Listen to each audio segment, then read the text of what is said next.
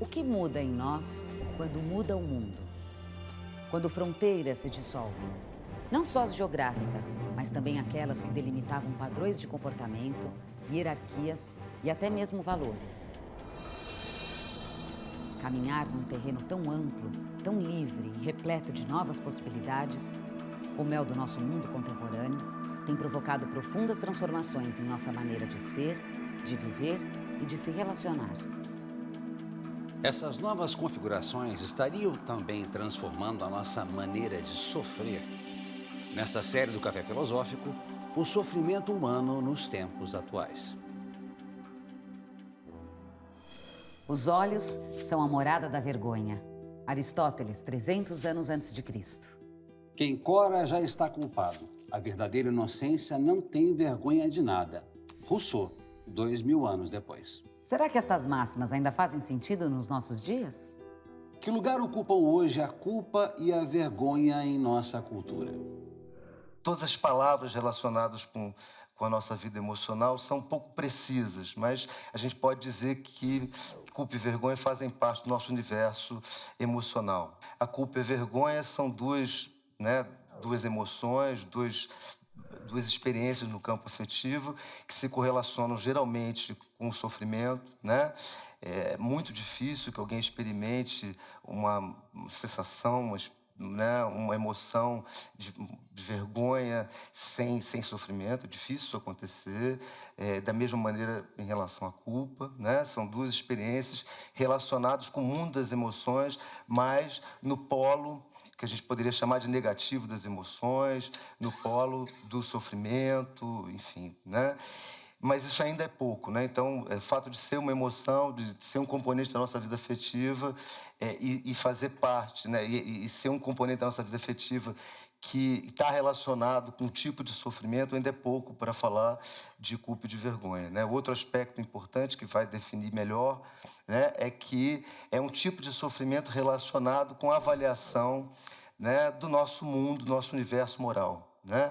São duas emoções que são absolutamente fundamentais quando a gente quer definir o que é, né, o que a gente escolhe, né, como a gente age, o que a gente é, como a gente está sendo avaliado, como a gente se avalia, né? E geralmente a gente se sente culpado ou envergonhado quando a gente avalia mal, né? Quando a gente se avalia mal, né? Quando a gente imagina que a gente está sendo mal avaliado, né? Que a gente está sendo mal visto, no caso da vergonha, que a gente está infringindo alguma regra moral, no caso da culpa. E sendo um tipo de sofrimento intimamente relacionado com o nosso universo moral, tanto culpa quanto vergonha, elas vão compor, né, o nosso universo de decisões, né? Decisões éticas, morais que a gente toma ao longo da vida, né? Elas vão ter muito impacto na nossa vida de relação, na nossa vida íntima, na nossa vida com o outro. Por isso que a gente pode definir tanto culpa quanto vergonha como emoções éticas, emoções que dizem respeito ao campo da moralidade.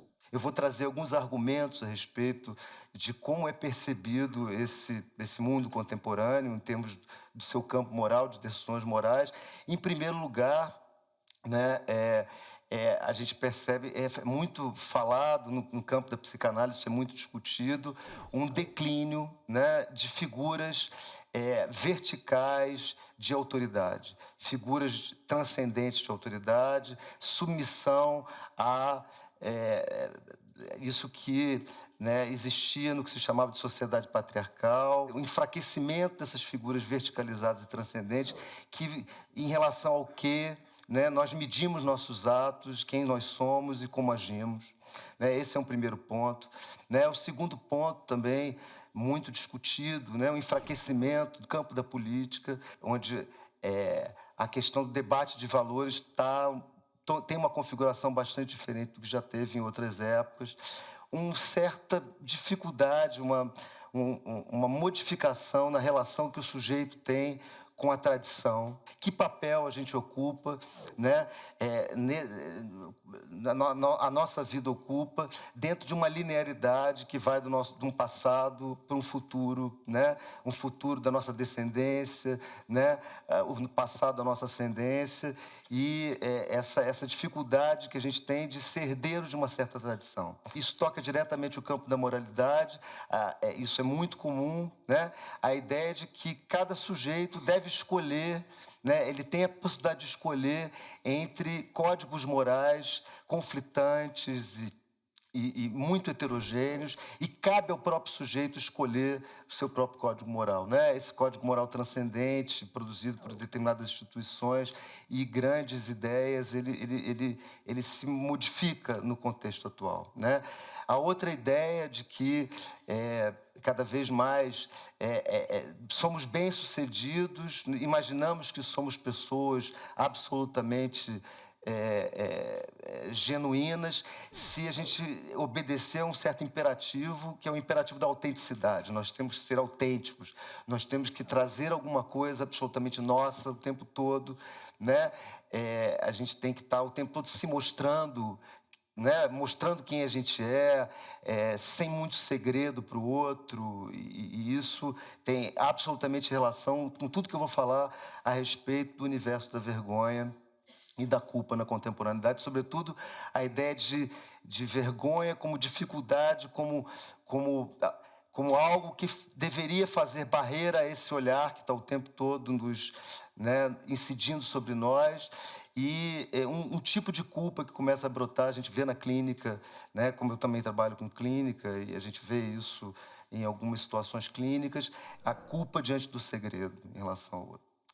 Pessoas extremamente culpadas, se dizendo assim, eu fico muito culpado porque eu não consigo ser autêntico e transparente para pessoas que eu amo, né?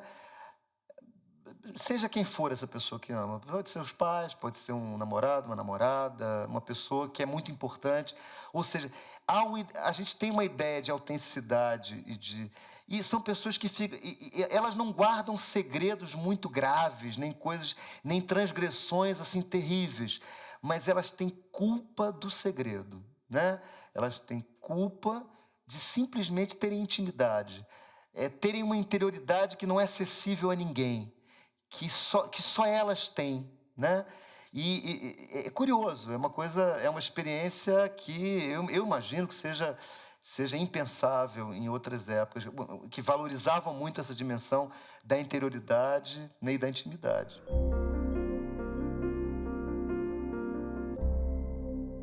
A vergonha é uma emoção, um sentimento, né, que brota quando nós projetamos, né, para o olhar de um outro aquilo que nós não queremos projetar. Nós mostramos aquilo que não poderia ser mostrado, aquilo que nós gostaríamos de guardar 7 chaves dentro de nós, de cada um de nós, e a gente então não consegue, alguma coisa escapa, alguma coisa sai, que é disponível para quem quiser olhar, né? Provoca uma emoção penosa. Isso produz uma emoção que tem aspectos físicos, né? Por exemplo, fisiológicos, a ruborização, né? Que é uma maneira, inclusive, de tinha um quadro psiquiátrico no final do século XIX, início do século XX, chamado eritrofobia, né? Que era exatamente o extremo desconforto que as pessoas tinham, né? Sobretudo naquela época em que as emoções eram muito mais controladas, o exibicionismo era diferente do que a gente vive hoje em dia. As pessoas tinham o verdadeiro pavor do rubor facial, né? Então as pessoas se ruborizavam e foi criado um termo psiquiátrico para isso nessa época, que é o primeiro termo precursor do que hoje a gente chama de fobia social, né? Fobia social, provavelmente muitos de vocês já devem ter ouvido falar, né? Que é um quadro psiquiátrico, faz parte do manual classificatório, né? Tanto da CID-10, que regula, né, o Código Internacional de Doenças, como o manual americano, que é um quadro psiquiátrico em que as pessoas têm um desconforto profundo de estar em qualquer, né, lugar onde um outro anônimo, uma pessoa qualquer pode vê-la. Então, não consegue ir num restaurante, não conseguiria estar aqui, talvez, né? Não é só falar em público, qualquer coisa, usar banheiro público, né? Então, a gente tem, né, fenômenos físicos, né, de ansiedade, quando a gente tem vergonha, né? A gente, às vezes, tem taquicardia, sudorese, palpitação, né? E fenômenos também ideativos cognitivos, né? A gente tem vontade de sumir, a gente tem medo, ela mexe com a fantasia de ser expulso daquela comunidade, né? O envergonhado, uma pessoa que tem uma vergonha grave, é como se ela não tivesse o direito de pertencer àquela comunidade que ele pertence. É como se alguma coisa que está ligado diretamente ao papel que aquele sujeito ocupa no mundo, né, social que ele vive, né? Então, portanto, é uma emoção social também. É como se a instância que julgasse, né, disse que a vergonha ela é mais externalizada do ponto de vista moral do que a culpa, porque é como se, enquanto que na culpa a gente tem aquela no famoso grilo falante, né, a consciência, né, na vergonha, essa instância de avaliação moral ela estaria externalizada, né? Ela estaria externalizada no outro que nos olha. O outro que nos olha é aquele que nos julga, ao contrário da culpa, em que existe uma consciência moral internalizada. A gente pode sentir vergonha pelo outro também, né? A famosa expressão que se usa, vergonha alheia, ou seja, a vergonha, a gente é capaz de se colocar inteiramente no lugar do outro e sentir vergonha, e a gente pode sentir todos esses fenômenos físicos e ideativos, né, que eu estou descrevendo para vocês mesmo, quando não é a gente, não somos nós, que sentimos. Ela é considerada também uma emoção narcísica. Eu vou explicar um pouquinho, com o mínimo de linguagem técnica possível, o que eu estou chamando de emoção narcísica, né? O que é uma emoção narcísica? Na verdade, nós não temos a menor ideia de como o outro está nos julgando, né, quando nós sentimos vergonha. Porque a vergonha, ela implica uma projeção no olhar do outro daquilo que nós pensamos a respeito de nós mesmos, né? Quer dizer, a vergonha ela implica numa relação de nós com nós mesmos, né? Quer dizer, o outro, às vezes, é muito comum nós nos sentirmos extremamente envergonhados diante de outras pessoas, imaginarmos, inclusive, que cometemos, né, que fizemos um papel de ridículo. A ideia de ridículo também é muito comum, né? O medo do ridículo, o ser ridicularizado é muito comum na experiência do sujeito envergonhado, mas mesmo que ninguém pense, ninguém ache que nós fomos ridículos naquela situação, se nós projetamos, né, no olhar do outro esse sentimento, nós vamos sentir vergonha, né? Então, a vergonha ela diz respeito diretamente à avaliação que nós temos de nós mesmos, né? Sobretudo quando nós, né, projetamos para fora de nós mesmos uma imagem que, na nossa opinião, por algum motivo, repito, que absolutamente singular, né? Absolutamente idiosincrático, né? Isso deveria estar escondido e não está. Por que nós sofremos por causa disso? Por que nós sofremos quando nós projetamos, né, para o olhar do outro, estando disponível no olhar do outro, alguma coisa que deveria permanecer escondida, mas não só escondida, mas escondida porque profundamente desvalorizada na nossa opinião, né? Isso não tem nada a ver necessariamente com o outro, né? É porque nós imaginamos que uma vez que nós mostremos isso, né, imediatamente o outro sentirá desprezo por nós, né? Nós seremos desprezados porque nós, né, mostramos aquela característica que nós não poderíamos mostrar, né? O último aspecto em relação à descrição da vergonha que eu gostaria de comentar com vocês é um aspecto muito importante e que faz com que a vergonha ela seja uma experiência extremamente radical, sobretudo em outras culturas diferentes da cultura ocidental. É o aspecto de que a vergonha, sobretudo uma vergonha muito intensa, ela é irreparável, né? Esse é um aspecto muito importante, né? Ao contrário da culpa, né? A culpa quando a gente sente culpa, nosso impulso é de reparar o que nós fizemos, né? Na vergonha, porque como a vergonha ela diz respeito a quem nós somos, né? A esse aspecto do nosso narcisismo, como ela diz respeito a esse aspecto da nossa subjetividade, isso que nós somos, a única maneira que nós temos para modificar essa emoção penosa relacionada com a vergonha é exatamente, né, sermos outro, né, nos transformarmos. Como nós não podemos reparar alguma coisa que tem a ver com o que nós somos, a única maneira de lidar com a vergonha é a gente se transformar, a gente se tornar um outro, né? E isso é muito difícil, isso é uma coisa que, não é para qualquer um. No próximo bloco, nós sentimos culpa quando o quê?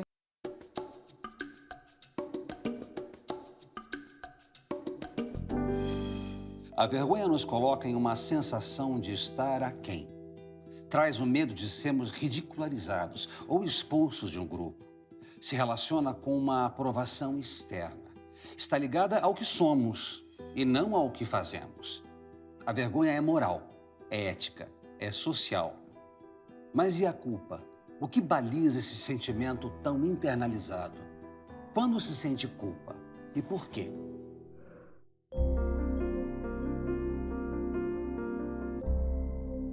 De uma certa maneira, a culpa está relacionada com os nossos atos, né?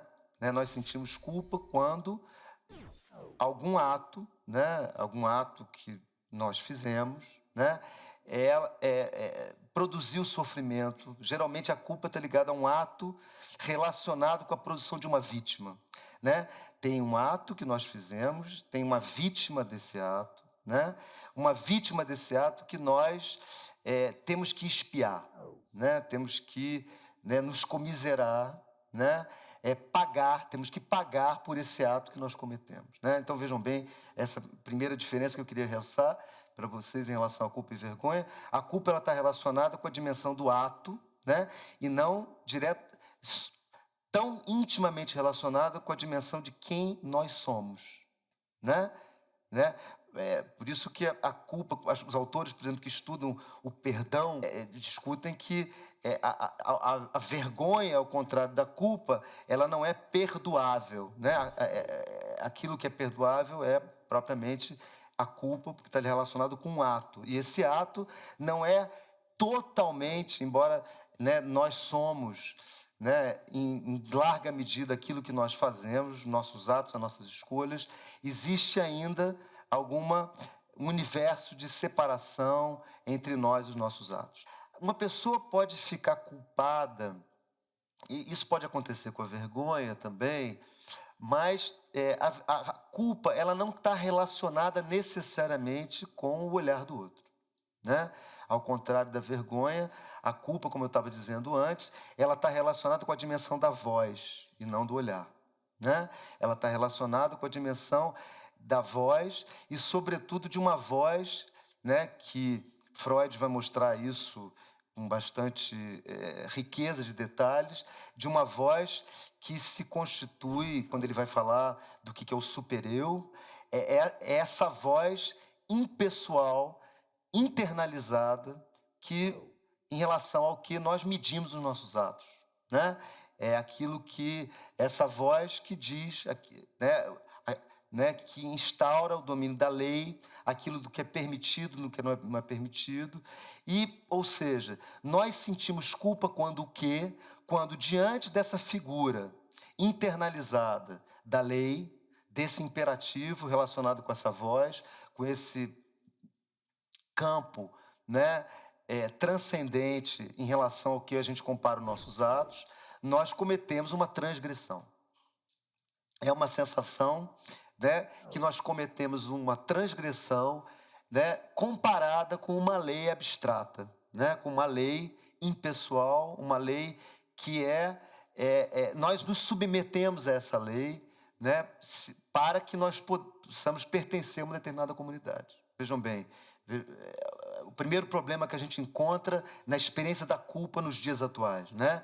É que essa experiência clássica da culpa, construída ao longo de séculos no Ocidente e que se, né, hegemoniza, que encontra referenciais ricos, né, sobretudo na passagem do século, né, no século XIX, no início do século XX, né, ela depende exatamente da interiorização dessa lei.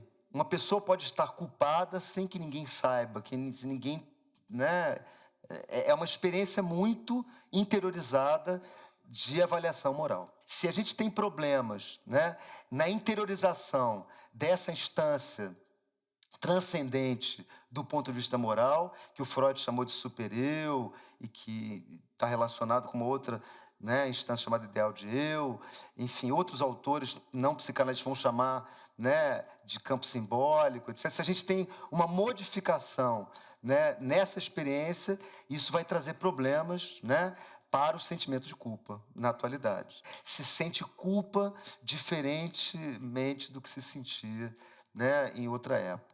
Eu vou privilegiar aqui, por questão de tempo e por questão da importância cultural atual desse tema, mais a questão da vergonha do que a questão da culpa. O espelho reflete a pureza eterna. Não alimenta a vaidade, nem reflete o ser perturbador. Reflete as profundezas da alma. No espelho, ela vê os próprios olhos como a porta da alma. E isto a ajuda a viver como um ser sem vergonha. Vê ela ali a imagem idealizada dos pais. Ali, os seus seres mostram-se espontaneamente bons, conforme eram na infância, sem a guia da vergonha. Esta percepção da vergonha é narrada em um estudo sobre a cultura japonesa, feita no pós-guerra pela antropóloga americana Ruth Benedict. Nele, ela aponta que nas sociedades como a do Japão, onde prezam a ancestralidade, a dignidade e a honra, o comportamento moral é regulado pela vergonha. E que em outras sociedades, como as ocidentais modernas, o regulador social seria a culpa.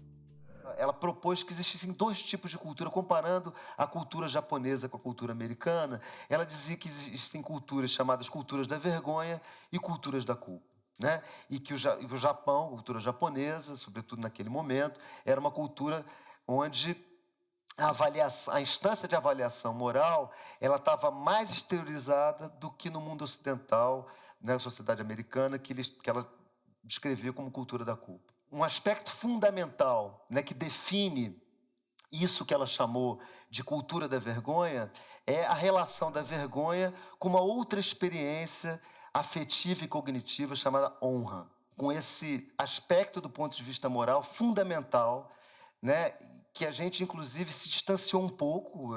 Essa palavra honra, no Ocidente, tem muita coisa boa e muita coisa ruim, evidentemente, que se faz em nome da honra, né? A gente sabe disso. Mas em todas as culturas em que a vergonha é aquilo que regula as relações sociais, as relações entre os homens, que define qual é o papel de cada sujeito na sua cultura, ela está intimamente vinculada com a ideia de honra. E o que é a honra, né? O que é a honra? A honra é o direito, né? Tem um autor que diz que a honra é o direito ao orgulho. Né? O que é o direito ao orgulho? A honra é o direito que cada sujeito tem de ser o representante da sua comunidade para as gerações vindouras, né? Ele tem um lugar, ele tem um papel, a sua vida representará, né, alguma coisa para as gerações futuras, para os seus filhos, para a sua descendência, para a sua própria cultura. O que é vergonha nesse tipo de cultura? Vergonha é exatamente algo que abate, que enfraquece o sentimento pessoal de honra. Se alguma coisa aconteceu, né, que se tornou pública e que, de uma certa maneira, desqualifica a minha possibilidade de pertencer à minha comunidade, de representá-la, né, eu né, vou enfrentar um sofrimento que é a vergonha. Uma mancha que se coloca sobre a honra de alguém. Por exemplo, na cultura japonesa, existe uma expressão, né, que é uma vergonha profunda, uma desonra profunda só pode ser lavada em sangue. Né? O que é? É a mesma coisa que, né, a gente sabe, o ritual, né, o ritual do sepulcro, o ritual né, que a gente popularizou sob o nome Harakiri, é exatamente algo que se dá quando, né, entre outras coisas, quando, né, para que as gerações futuras não padeçam, né, daquilo que foi manchado, né, por essa geração. A gente pode dar outro exemplo, né, no Ajax, né, de Sófocles, da experiência de que ele foi enlouquecido, o herói foi enlouquecido por Atena, comete um ato extremamente vergonhoso e ele decide morrer e diz: um homem deve viver honradamente ou morrer honradamente. Né? Então vejam bem a radicalidade, né, da experiência da vergonha, né, em sociedades em que a vergonha ela produz, né, e calciona todos os laços sociais. Então, é uma experiência radical em que a morte ela pode, inclusive, é a única forma de interromper todo o ciclo sucessivo que empurra para as gerações futuras uma vergonha passada. A vergonha é alguma coisa que está extremamente relacionada com os ideais coletivos nesse tipo de experiência. No próximo bloco... O que é humilhação?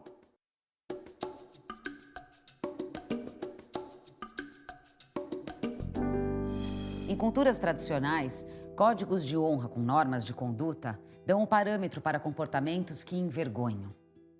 A vergonha em nossa sociedade hoje parece que não tem a ver com dignidade, honra ou sobre ferir ideais éticos, públicos ou mesmo de preservação de valores de uma identidade, de uma tradição. O que tem levado as pessoas que sofrem de vergonha a buscar auxílio de terapia passa pelo olhar dos outros, pela aprovação ou não, pelo medo de ser mal visto, reprovado. Não é uma vergonha que resulta de algo que se fez, mas de se sentir sempre insuficiente. O que a gente percebe atualmente? Né? O que a gente percebe na experiência da vergonha atualmente? Né? O que a gente percebe é exatamente que, em primeiro lugar, a gente não consegue reconhecer essa experiência, né? A gente não consegue reconhecer essa experiência da correlação entre vergonha e honra, né? Da vergonha ser alguma coisa correlacionada com ideais públicos e não ideais privados. Né? Então, a gente percebe hoje em dia 3 grandes movimentos. Né? O primeiro movimento é o movimento, né, a gente vive numa cultura... É uma palavra muito simplificada para descrever essa cultura que a gente vive hoje, mas extremamente exibicionista, né? Em que o tempo todo há um imperativo de mostrar-se. Nós precisamos nos mostrar, né? Nós precisamos ser proativos, quem é executivo tem que ter liderança e está o tempo todo, enfim, nos mais diversos universos humanos, né? Nós vivemos uma cultura em que se mostrar, né, né, eu não vou nem falar de Big Brother porque virou, né, virou, né, mas né, reality show, a exposição enorme da intimidade. O que acontece, então? A vergonha, que era alguma coisa valorizada num certo momento, né? A valorização da intimidade, a gente tem hoje em dia um reforço negativo da vergonha. Né? Em algumas situações, não é bom sentir vergonha. Uma pessoa envergonhada, né? Uma pessoa tímida, pessoas que não conseguem se expor. Né? Isso é alguma coisa extremamente desvalorizada no mundo que a gente vive. Né? Tanto na clínica psiquiátrica quanto na clínica psicanalítica, a experiência da vergonha ela se dá em relação a aspectos da vida totalmente individualizados, né? E sem nenhuma relação com ideias coletivas. Então, a pessoa pode morrer, ela pode não ter vergonha nenhuma se ela vai no supermercado, alguém erra o troco e ela não devolve o troco. Agora, ela morre de vergonha se ela tem uma espinha na cara, ela morre de vergonha se né? Se ela não tem uma performance um pouco melhor, ela morre de vergonha se o outro tem a camisa mais bonita que a dela. Ou seja, a vergonha está cada vez mais correlacionada com a imagem, né? E com uma imagem que ela se distancia dessa imagem da relação entre nós e os nossos semelhantes, né? Eu não sei se vocês sabem, esse quadro psiquiátrico chamado fobia social, né? Que é exatamente uma dificuldade, uma ansiedade extrema que se tem diante da exposição, né, da mínima exposição pública, chegou a ter nos Estados Unidos, né, as taxas epidemiológicas, numa certa época, nos Estados Unidos pelo menos, era de 13% da população. Vocês imaginam como essa queixa de timidez e de dificuldade com a exposição, né, com o tempo todo esse imperativo se mostre, se mostre, se mostre, produz um sofrimento, né, um sofrimento intenso para essas pessoas que têm dificuldade com a exposição.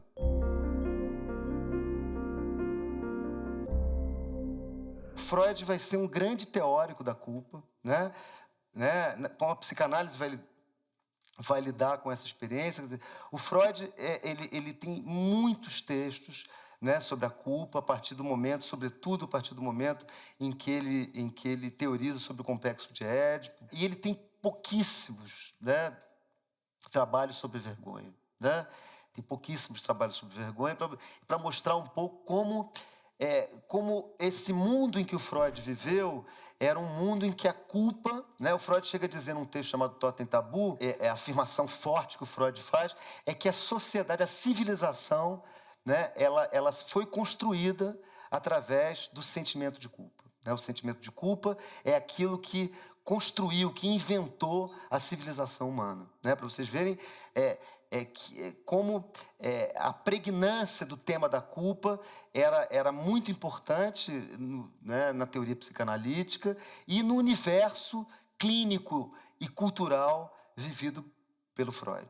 Freud, quando ele vai falar de vergonha, no Três Ensaios, ele fala que a vergonha é um dique para represar, para produzir um contra-investimento à sexualidade. Então, a vergonha ela está inteiramente relacionada com esse aspecto da sexualidade, de alguma coisa da sexualidade que produziria, né, na primeira tópica, problemas para a consciência, depois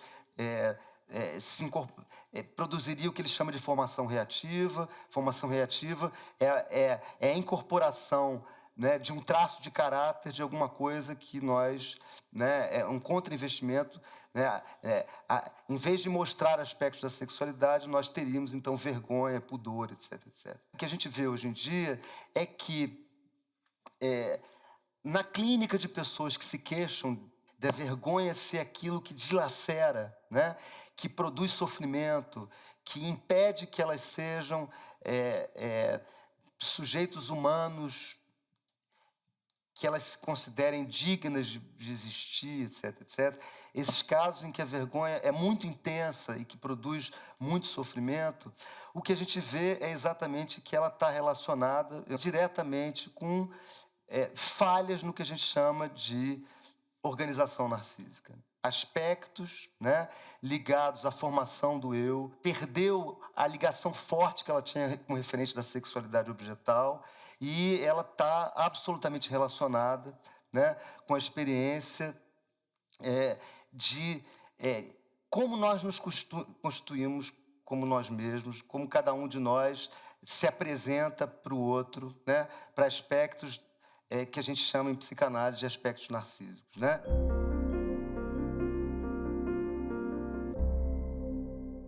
É um alarme, a gente tem embaraço para que isso nos proteja de sentir vergonha. Nós temos que prestar atenção em nós mesmos, né? Nós temos que ter, né? Não podemos fazer o que a gente quer, não podemos nos mostrar de qualquer jeito, né? Em qualquer situação, para que esse embaraço não se torne vergonha. Ou seja, para que isso que a gente está chamando de embaraço, que é uma versão atenuada da vergonha, que é a consciência de estar exposto, se torne, né, uma sensação muito desagradável de estar sendo julgado negativamente pelo outro, né? Outra diferença da vergonha e do embaraço é que Na vergonha, a gente sabe do que a gente tem vergonha. No embaraço, exatamente, a gente tem consciência de que o outro pode estar vendo alguma coisa de nós que nós não estamos vendo, né?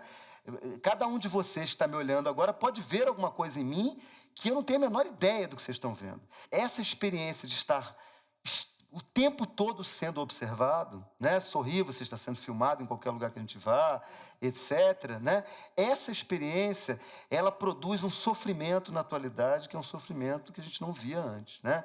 Quer dizer, pessoas que estão o tempo todo alertas, angustiadas, né? Isso que acontece nos quadros desses pacientes, pessoas tímidas, que têm esse diagnóstico psiquiátrico, muitas delas de fobia social, elas estão permanentemente embaraçadas. Elas não sabem do que elas têm vergonha, elas sabem que o outro pode olhar para ela e ver alguma coisa dentro delas, que elas não sabem o que é, mas boa coisa não é.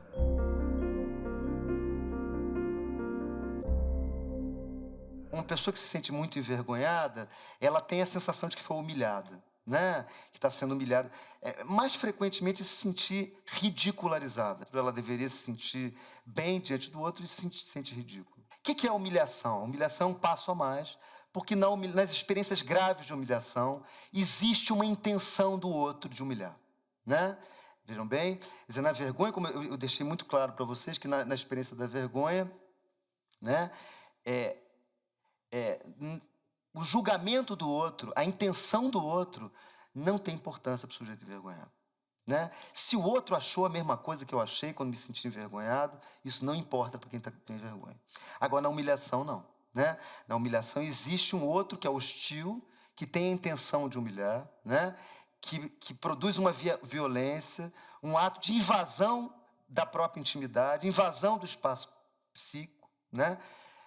Experiências graves de tortura, coisas que acontecem, enfim. Uma pessoa, para se sentir o tempo todo envergonhado, é porque essa pessoa, ela necessariamente, né, ela tem um outro ali que está coproduzindo essa experiência. E o que acontece em muitos desses sujeitos, eles só sabem, eles não sentem propriamente nem embaraço, nem uma vergonha consumada, mas eles estão o tempo todo imaginando que o outro é hostil, que o outro quer humilhar, né? O acesso que eles têm à própria vergonha se dá através de um sentimento permanente de estar sendo humilhado pelo outro, né? E, geralmente, se a gente vai examinar a vida dessas pessoas, elas não estão tendo esse sentimento à toa.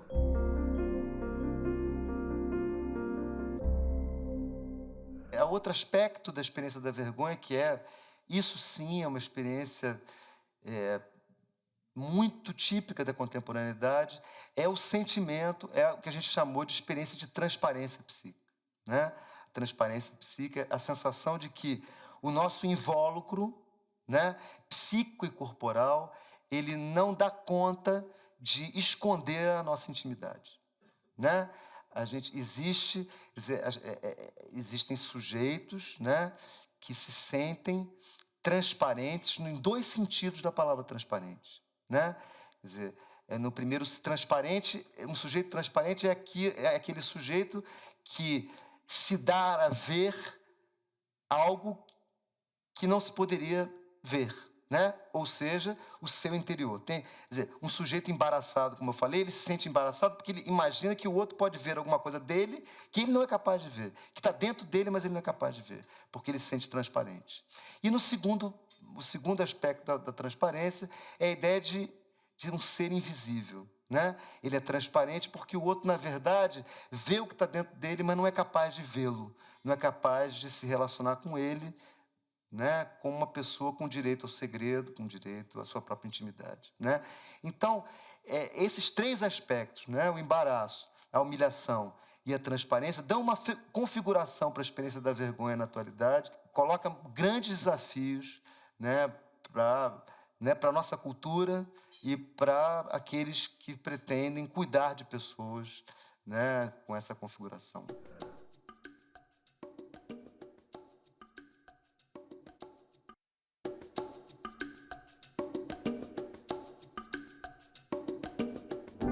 No Brasil de hoje, circula toda uma linguagem relacionando vergonha e malandragem. Aquele sujeito não tem vergonha na cara? É um sem vergonha. Mas que pouca vergonha. O quanto isso retrata de nossos valores éticos?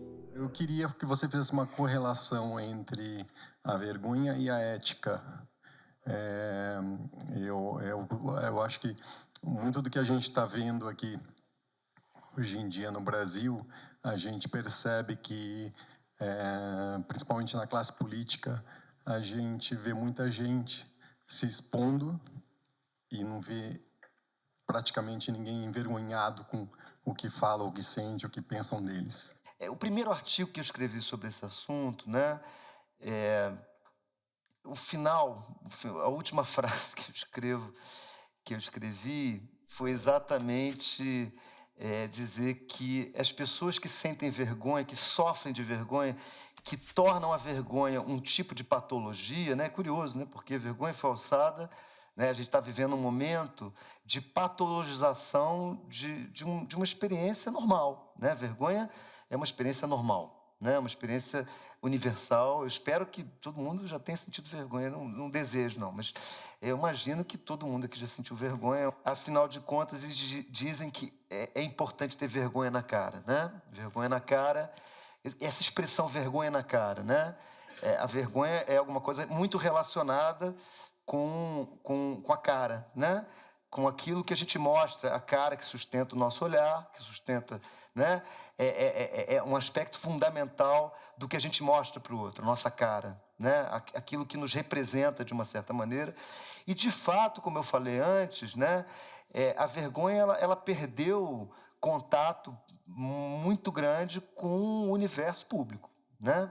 Com o universo, quando você está chamando de ética, quer dizer, é um outro tipo de ética, é a ética da superindividualidade, mas essa perda da vinculação da vergonha com ideais referentes públicos é alguma coisa que, de fato, marca a nossa sociedade, e não só no Brasil, né? Não só no Brasil, né? Eu acho que isso é alguma coisa que, de fato, tem marcado boa parte dos impasses éticos contemporâneos, né, passam exatamente por uma vergonha permanente, perene, em relação a aspectos da nossa vida pública. Porque a vida pública ela tem uma efemeridade, né? Mas a capacidade que se tem de esquecer também, né, faz com que, né, essa experiência da vergonha ela dure pouco. Não é que ela não exista, mas ela dura pouco. A velocidade, né, é tão grande dos acontecimentos, as pessoas se esquecem, né? Tem uma próxima notícia que vai sair, que vai fazer, a menos que tenha, né, um interesse por trás disso. Uma frase atribuída a Homer Simpson, né? Se a culpa é minha, eu ponho em quem eu quiser. Sim. Quanto isso, essa culpa da contemporaneidade está relacionada à noção de covardia. Porque eu não assumo mais o que eu faço, assim. E como é que você vê essa questão? Por favor. Claro. Tem dois aspectos da tua questão que me interessam, né? Primeiro, é o aspecto de que, como a gente vive num universo em que a gente não está tão familiarizado quanto se estava em outra época, com a experiência do sentimento de culpa, ou como ele se transmutou em outros aspectos da subjetividade, é avassalador e produz muito desamparo para quem sente, né, a experiência da culpa, né?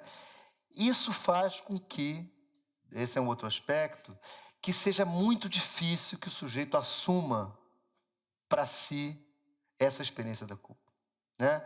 E como consequência disso, então, a gente tem um outro aspecto que não é o aspecto que Nietzsche descreveu a respeito do ressentimento, mas a gente só consegue a gente consegue o tempo todo reconhecer a culpa no outro. A culpa é alguma coisa que está sempre no outro, né? Essa frase eu não conhecia, não, né? Mas o Homer Simpson vai virar agora uma referência bibliográfica importante né? Vai ser ótimo para mim. Mas a culpa, a gente reconhece a culpa no outro. A culpa, né? A culpa está sempre no outro. É muito difícil, né? A gente reconhecer, a gente assumir, né? Exatamente porque a gente perdeu familiaridade com o aspecto desse sentimento, é avassalador, nos coloca numa situação de desamparo absoluto, a emergência desse sofrimento, e então a gente acaba projetando, né? A gente acaba projetando ele muitas vezes no outro, e é isso mesmo, a gente coloca em que é minha, mas é engraçado, né? Porque ela é minha, ou seja, a gente reconhece que ela é nossa, mas a gente dá um jeito de, né? Não pode ser só nossa, né? A gente tem que dividir ela com alguém, a gente tem que dar para alguém, né? Você relacionou a culpa com a moralidade e geralmente relacionam a responsabilidade com a ética. E ética e responsabilidade em psicanálise, para mim pelo menos, seria você não recuar da sua posição desejante.